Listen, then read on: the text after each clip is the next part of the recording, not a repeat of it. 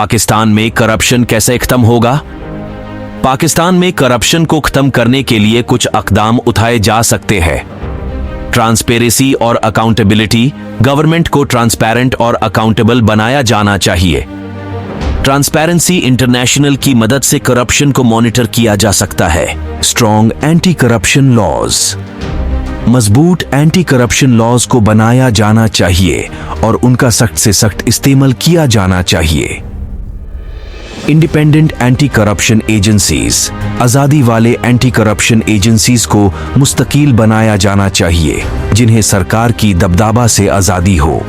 Public awareness, अवाम को corruption के नुकसानात और उनके तरीकों को समझाने के लिए अवेयरनेस कैंपेन्स चलाए जा सकते हैं। टेक्नोलॉजी का इस्तेमाल, करप्शन को कम करने के लिए टेक्नोलॉजी का इस्तेमाल किया जा सकता है, जैसे कि ई गवर्नेंस और online transparency portals. Political will, सियासी इरादा करप्शन को खत्म करने में अहम है। सियासी लीडरशिप को करप्शन के खिलाफ कदम उठाने में मुब्तला होना चाहिए। ये सिर्फ कुछ तजावीज़त हैं, लेकिन करप्शन को खत्म करने के लिए लोगों, हुकूमत और इंस्टीट्यूशंस को मिलकर काम करने पड़ेंगे।